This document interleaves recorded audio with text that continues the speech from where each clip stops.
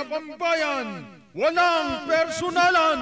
Talakayan tayo mga kapuso. Nasa linya natin, abogado ni dating Assistant District Engineer Bryce Hernandez ng Bulacan 1st District Engineering Office. Walang iba kundi si Attorney Raymond Fortun. Attorney Fortun, Igan at Connie, magandang umaga po. Good morning, Attorney.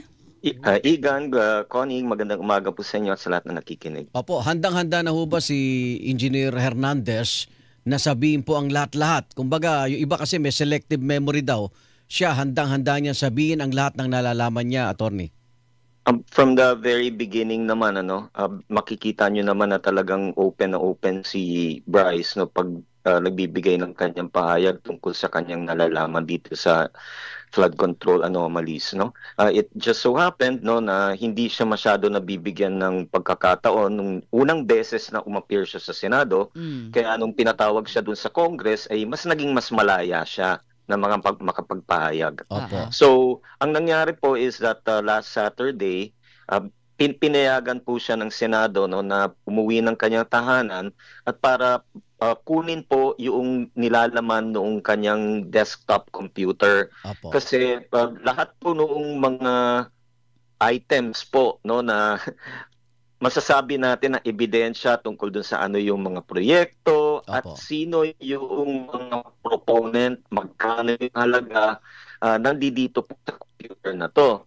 Dito na natin siguro mauumpisan ngayon kung yung sinasabi nga ni Bryce na nagkakaroon ng SOP at yung hatian na tungkol dito sa mga proyekto na ito. Oo, pero Attorney, kasi syempre mahirap patunayan, sabi nga nila, yung sinasabing 30% kasi I can imagine, 'di ba, talagang taguan 'yan hindi ba? Hindi naman talaga ilalagay 'yan sa computer na papaano mo mapoproof, 'di ba?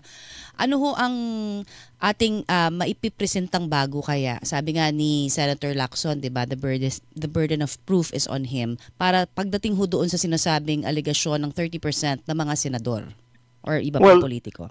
Kayo na mismo talaga nagsabi, I mean, hindi naman yan yung sitwasyon na nakukuha sila, tapos magpaparetrato na tumanggap.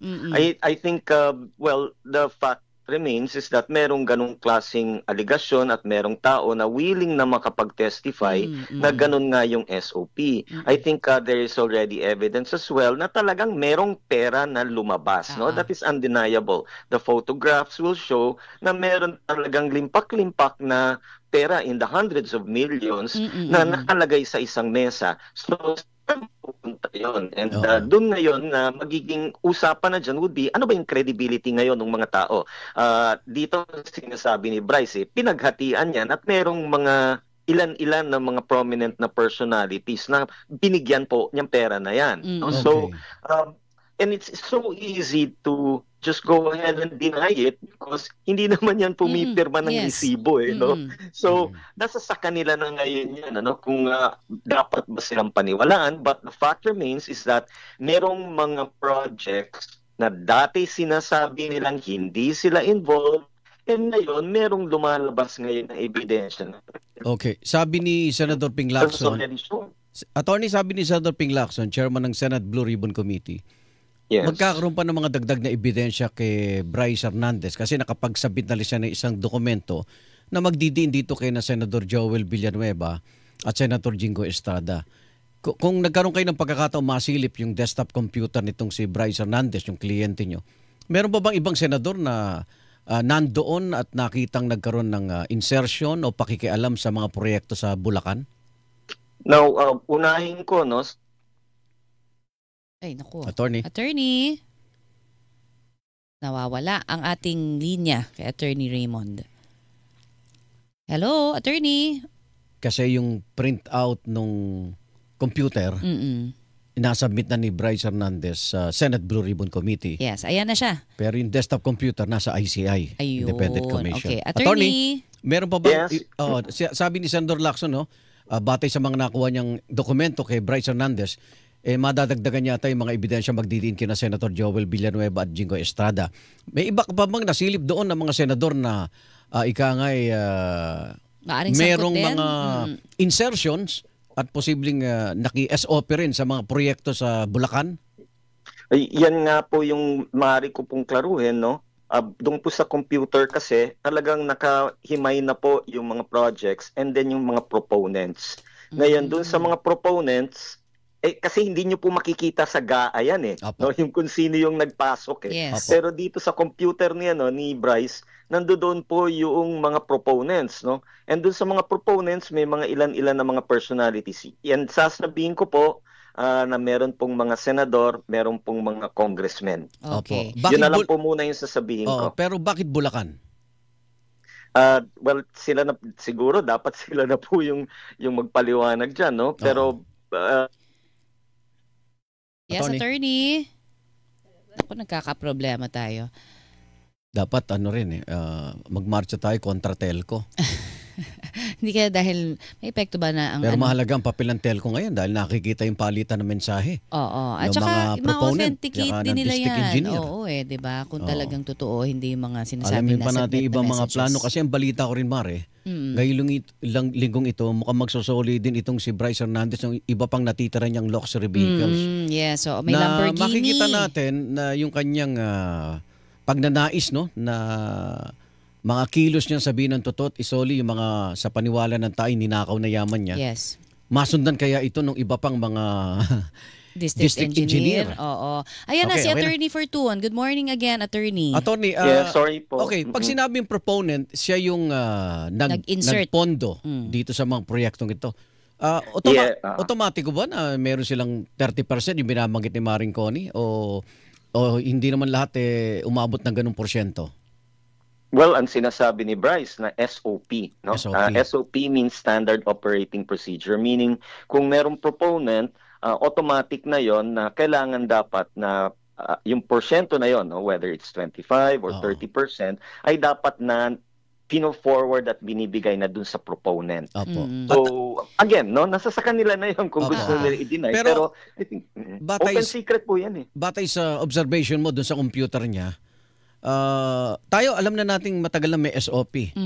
Pero parang lumala yata ito. Kailan nagsimula itong si Bryce Hernandez? Yun ang itatanong kong partner. Oo, na ikangay lumobo ng lumobo itong hatian.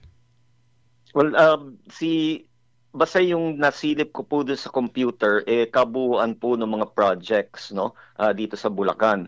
I don't know kung what period to what period, pero I'd like to believe that that is during itong recent na Congress, meaning the 2022 to 2025. Okay. Diyan po lumaki talaga na lumobo, no? Pero yung nagsimula, nakalagay ba doon kung ghost project yan o nakumpleto? Ay, hindi po nakalagay. It is Ay, really nakalagay. just the projects. Kasi yung ghost projects, I would think na kaya lang naman siguro naging ghost project yan kasi naubusan na talaga ng pondo.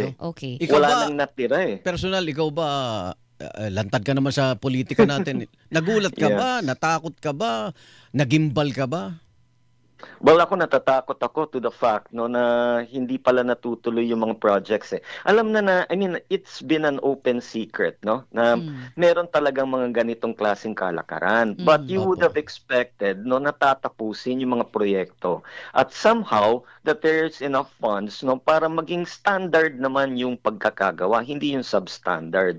Now, because of yung recent nga na mga pag-ulan, tapos yung makikita nyo na kahit na konting ulan pa lamang, binabaha na, that's when it becomes very, I mean, talaga, ghastly. No? Nakakagimbal, no? Yung fact na ang daming pera na umikot and yet, ang daming pera na nilaan ng ating Kongreso and yet, hindi pala nakakatulong ito doon sa mas nakararaan. Hindi talaga inaayos yung plano sistema. ni Bryce? Kasi ang sigaw kahapon ng sambayanan nakaw na yaman, no? Isoli sa bayan. May mga plano pa ba siyang isoli na mga sa tingin niya, ininakaw niya dito sa... Yes.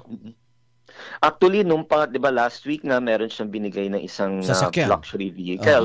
Now, ang plano sana talaga niya, ibibigay pa nga niya yung kanyang Lamborghini, kaya lang hindi mahanap yung susi. Okay. So, but within the next few days, for sure yan ay magte-turnover siya ng mga additional na vehicles. No? Ang kailangan lang talaga is yung logistics lang. No? Meron din kasing posibilidad na hinahatid niya to the ICI yung sasakyan, tapos huhulihin naman ng CHPG kasi meron namang red alert na dyan. So coordination lang. Willing siya isoli, willing siyang isoli. Everything. Mr. Hernandez is willing to return everything. Yun ang one of the things na kasi na talagang pinayuhan namin siya, no? Number one is just do the right thing. No, yung alam naman niya at inaamin naman niya meron siya nagawang mali. The first thing parati diyan para mapatawad is kailangan aminin mo yung pagkakamali mo. And then number two, yung tinatawag na penance. Kailangan dapat pagbayaran mo yung ginawa mo. Okay. Pero so may request pati Ferrari. Yes. Pati Ferrari. Susoli niya yon. Opo, pero may request po ang inyong kliyente na sana wag naman daw idama yung kanyang mga napamana na mula sa kanyang pamilya. So how do we determine through yung mga dokumento ba na naka-in place na rin doon syempre attorney, no? Yes. Makikita naman yung how much yung mga projects. Now, kung how much ngayon yung kanyang willing na i-return, I would think that would be the subject na lang of probably determination ng ICI or ng gobyerno. Okay. With this i-reaksyon ng kliyente mo, ang next move ba dito, mag-apply na siya para maging state witness against dito sa mga politiko at yung kanyang boss na si District Engineer Henry Alcantara?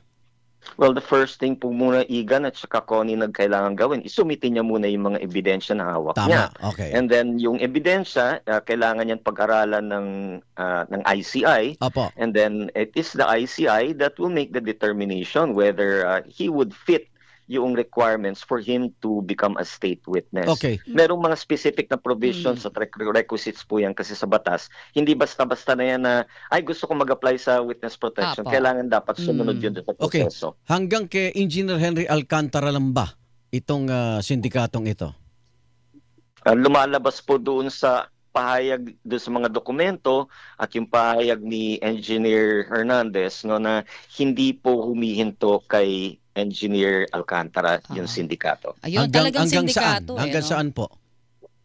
Well, at least based on the documents, at least up to the level of the senators and congressmen. Okay. And yun nga yung gusto ko sanang sabihin ngayon, right now ngayon, medyo pinag-aagawan ngayon itong computer na ito. Okay. Kasi sino po? meron pong mga request po yung Senado na kasi binigyan na po yung Senado ng mga ilang mga dokumento print out na yung nilalaman ng computer. Ang problema, gusto nilang kunin yung buong computer. And yung kami, yung lawyers ni Bryce, si Attorney Ernest Levanza and myself, we've already decided na gusto naming ibigay lahat ng ebidensya sa ICI. Simply because we believe independent commission yan Okay. Okay? Naniniwala kami na dapat na para maging maayos yung investigasyon at para talagang matuunan na yung punot dulo at walang bahid ng any bias or interest or pinoprotektahan ng mga ilang mga kabaro, whether it is the Senate or whether it is Congress, na talagang magkakaroon ng kabuluhan itong investigasyon na to at mapapanagot ng mga tao. Hindi matuloy, hindi maibigay yung computer sa Blue Ribbon, may mangyayari kay Bryce Hernandez? Well, kahapon po meron pong pahapyaw na we consider it a threat, pero hindi naman siguro, baka naging mapusok lang yung nakikipag-usap kay Attorney Levanza, Ang sinabing ganun pag hindi daw tinurn over yung computer ay i-withdraw yung pong kanyang parliamentary immunity at hindi po siya irerekomenda na sa Department of Justice para pumasok sa Witness Protection Program. Okay. Now, we feel that is a threat. Again, hindi po senador ang nagsabi po niyan, pero yung pong kausap ni Attorney Levanza last night. And ako, when I heard it, medyo na inis din ako parang ang feeling ko, bakit nyo kami ina-arm twist, We've already made the decision na ibibigay namin itong computer sa ICI because minandato ng ating Pangulo yan na yan ang mag-iimbestiga. Baka pwede makipagtulungan. Pwede naman yan mag-exchange sila ng mga dokumento. But remember that insofar as the Senate is concerned, and we totally respect the probity and impartiality ni Senator Lacson, but ito yung mga dokumento na binigay namin for now, no, which will allow them now to continue their investigation. Pero hindi ba mas mabuti para talagang magtuloy-tuloy at mas mabilis yung magiging resulta na inaasam ng ating mga taong bayan, no, na ibigay na lahat nitong mga nilalaman nitong computer na ito sa ICI para talagang maging impartial po yung investigation. Teka, marami pa ba sa computer ang... Teka, nakakapit ako baka mahulog kaming dalawa rito ni Connie. Mas revealing ba o mas matindi pa sa mga nauna pang revelation nitong si Bryce Hernandez at Attorney Porton? Ay, ang dami pong ebidensya po na nasa loob, no? At the very least ito, Igan and Connie, yung matutukoy natin kung sino yung proponents. Kasi pag tiningnan natin yung GAA, hindi nyo makikita kung sino yung nagpropose Eh dito mahuhuli mo talaga because nandun sa talaan You know, si Bryce was able to talagang specify kung sino yung tao na nagpasok nitong mga proyekto na to, how much yung halaga, saan yung lugar, and therefore we can already somehow extrapolate kung totoo yung sinasabi na SOP. Alam na natin ngayon kung ano yung SOP nitong mga taong ito. Attorney, panghuli na lamang, may mga panawagan na sana yung mga napapangalan ng mga senador ay hindi na makapagbigay ng tanong nila, no? Kasi parang mag-inhibit na. Ano ho ang inyong reaksyon dyan? Well, ako from a legal professional, I think it is just right na kung ikaw yung inaakusahan, dapat hindi ka binibigyan ng pagkakataon na magtanong. At the very least, delikadesa na lang, di ba? In other words, iwanan mo na yan, let somebody else do the questions for you. Pwede naman Pero yung ikaw yung nandoon, nagkakaroon ng element of intimidation di ba? Parang parang kung kunyari, ikaw nagsampa ka ng kaso laban sa isang judge, tapos yung judge na yun mismo yung nagtatanong sa'yo at yan din yung magdidesisyon, ang pangit tingnan. Kaya kahit si Bryce talaga, syempre, mag-iisip talaga, teka, ako ba ay nandito para maging malaya yung at i-consider yung mga sinabi ko or talagang ang objective lamang ay magmukha akong tanga dito? Okay. Marami pong salamat. Attorney Porton, ingat ka at magbalitaan tayo. Dinilamaring Connie ko dito sa DCWB. Ha? Salamat sa pagkakataon. Alright, you're welcome. Igan at saka Connie, magandang umaga po. Attorney Raymond Porton. Walang pinopro